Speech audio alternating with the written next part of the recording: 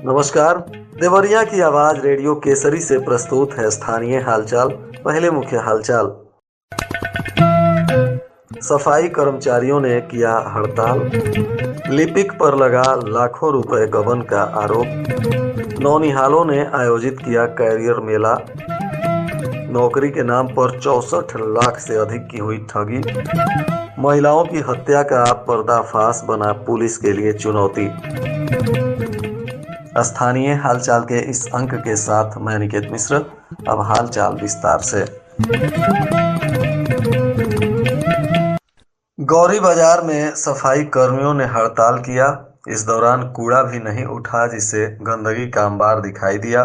बताया जा रहा है कि ईपीएफ कटौती के बावजूद भी खाते में नहीं शो होने से नाराज सफाई कर्मी हड़ताल पर चले गए। नगर के मोहल्लों में साफ सफाई कार्य को ठप कर दिया और प्रदर्शन भी करने लगे, जिसको लेकर क्षेत्र में कूड़े का अंबार दिखाई दिया।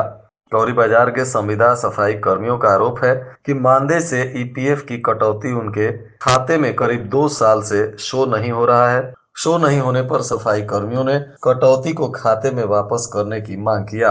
उसके बावजूद भी उनकी मांग को अनसुना किया गया, जिसको लेकर अब विरोध प्रदर्शन कर रहे हैं। इधर एआरटीओ कार्यालय में तैनात रहे कनिष्ठ लिपिक ने 38.13 लाख रुपए डकार लिए और अब फरार हो गया है। इस मामले में एआरटीओ ने सदर कोतवाली में केस दर्ज कराया है। केस दर्ज कर कोतवाली पुलिस मामले की जांच में जुट गई है और गिरफ्तारी के लिए एसओजी समेत अन्य टीमों को भी जिम्मेदारी दी गई है। बताया जा रहा है कि एआरटीओ कार्यालय में लक्ष्मी रतन मिश्रा कनिष्ठ सहायक के पद पर तैनात रहे हैं। उनके द्वारा राजकीय कोष से 38,13,000 रुपए जमा नहीं किया गया है। साथ ही पत्रावली भी लेकर कनिष्ठ लिपिक फरार हैं। इसकी जांच जब एआरटीओ ने कराई तो जानकारी हुई। अब इस मामले में एआरटीओ आशुतोष कुमार शुक्ला ने कोतवाली पुलिस को तहरीर देकर कार्रवाई की मांग की है।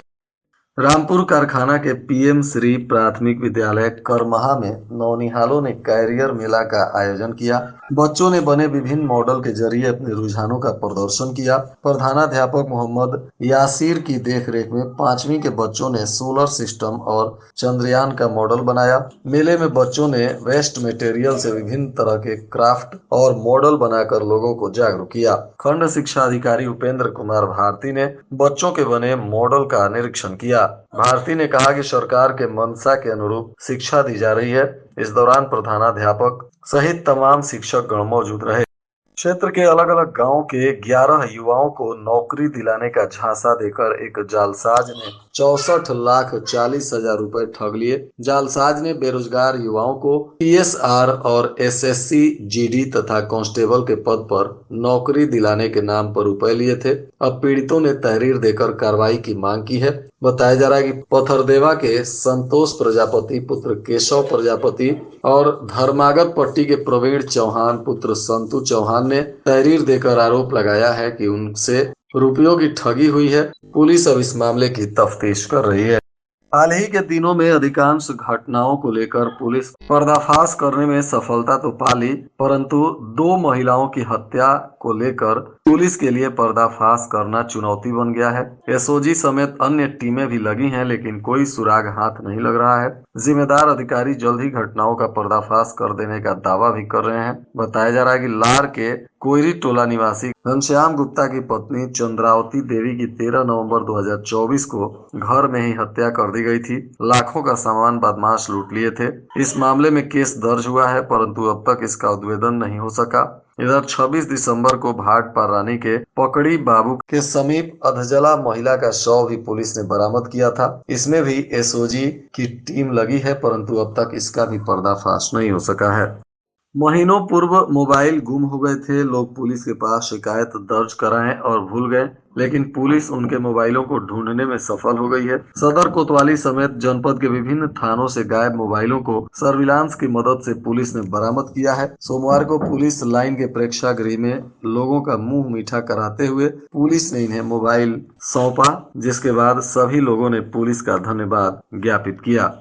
इधर हाल ही के दिनों में अधिकांश घटनाओं का पुलिस ने चंद दिनों में ही पर्दाफाश किया और आरोपियों की गिरफ्तारी भी की, लेकिन जिले के 21 इनामी अपराधी पुलिस के लिए चुनौती बने हैं। इन 21 अपराधियों पर 25,000 रुपए का इनाम घोषित है। इनमें कुछ इनामी बदमाशों की गिरफ्तारी को पुलिस की स्पेशल टीम भी गठित की गई है। उसके बावजूद भी इनकी गिरफ्तारी नहीं हो पाई। एक बार फिर इनकी गिरफ्तारी के लिए संबंधित थाने के साथ ही एसओजी को भी जिम्मेदारी दी गई है। जिन अपराधियों पर 25,000 का इनाम घोषित है उनमें मुख्य रूप से बिहार के पश्चिमी चंपारण के सेमरा थाना क्षेत्र के प्रमादपुर निवासी मकसूदन, बनकटा के बेदौली बुजुर्ग निवासी अजय कुमार, एकौना के हौली बलिया निवासी विनोद, बनकटा के रुस्तम बहियारी निवासी मुकेश यादव, रामपुर कारखाना के भीखमपुरा निवासी करण शाह, बिहार के सिवान जिले के बदौलिया निवासी प्रिंस गुप्ता, भाटपारानी के टिकम पार निवासी टाइगर उर्फ रामचंद्र, रामपुर कारखाना के सहोदर पट्टी निवासी सिंटू उर्फ अंकेश सिंह का नाम शामिल है। इन सभी पर 25-25 हजार रुपए का इनाम पुलिस ने घोषित किया है। इसके अलावा बुलंदशहर के धमरावली निवासी कमल, बनकटा के कोठिलवा निवासी अंगद कुशवाहा, जौनपुर के खोता सराय थाना के लेदरही निवासी पप्पू उर्फ नन्हे नट, आजमगढ़ के बलरियागंज थाना के नसीरपुर निवासी ताहिर सहित कई आरोपियों का नाम शामिल है। नगर पंचायत रामपुर कारखाना में 2 करोड़ की लागत से आरसीसी नाला का निर्माण होगा। आरसीसी नाला निर्माण कराए जाने से सफाई में आसानी होगी।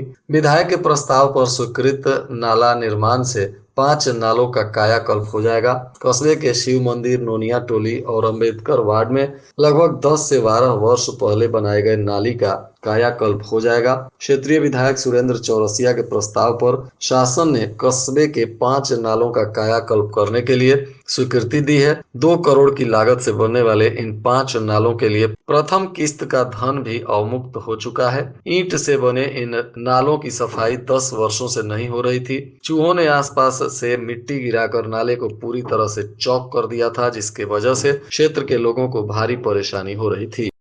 वर्षों से सरकारी भूमि पर हुए कब्जे को लेकर अब प्रशासन का बुलडोजर चलेगा। जिले में सार्वजनिक उपयोगिता की भूमि और ग्राम सभा की भूमि पर अतिक्रमण करने वालों की अब खैर नहीं है। 15 मार्च से सार्वजनिक भूमि पर किए गए अवैध कब्जे को अभियान चलाकर हटाया जाएगा। अगर कोई अतिक्रमण हटाने में रोड़ा पैदा करता है तो प्रशासनिक स्तर से उनके विरुद्ध बड़ी कार्रवाई की जाएगी। ग्राम सभाओं में ग्राम सभा की भूमि और बंजर भूमि पर कब्जा कर लिया गया है, जिसके चलते विकास कार्य भी प्रभावित हो रहे हैं। उन स्थानों पर सरकार की तरफ से चलाई जा रही विकास योजनाओं का क्रियान्वयन नहीं हो पा रहा है, जिसको देखते हुए डीएम दिव्या मित्तल ने पूरे जनपद में 800 स्थान चिन्हित किए हैं जहां अतिक्रमण की बात सामने आई है। अब इन जगहों पर ऑपरेशन चलाकर अतिक्रमण को हटाया जाएगा। इसके लिए प्रशासनिक स्तर पर तैयारियां जोर शोर से चल रही हैं। यूपी बोर्ड परीक्षा की इंटरमीडिएट गणित और जीव विज्ञान की परीक्षा 3 मार्च से पहली पाली में होगी। इस परीक्षा को फुल प्रूफ बनाने में माध्यमिक शिक्षा विभाग तैयारी कर चुका है। कंट्रोल रूम में इसको लेकर गहन तैयारी की गई है। निगरानी के उपकरण दुरुस्त किए गए हैं।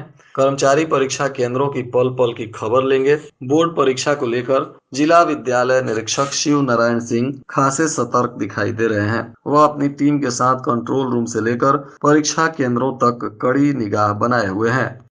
और आज के मौसम का तापमान देवरिया में न्यूनतम 18 डिग्री सेल्सियस और अधिकतम 27 डिग्री सेल्सियस रहने की संभावना है। अंत में मुख्य हालचाल एक बार फिर। सफाई कर्मचारियों ने किया हड़ताल। लिपिक पर लगा लाखों रुपए गबन का आरोप। नौनिहालों ने आयोजित किया कैरियर मेला। नौकरी के नाम पर 64 लाख से अधिक की हुई ठगी। महिलाओं की हत्या का पर्दाफाश बना पुलिस के लिए चुनौती। इसके साथ ही रेडियो केसरी से प्रसारित स्थानीय हालचाल का यह अंक समाप्त हुआ। नमस्कार।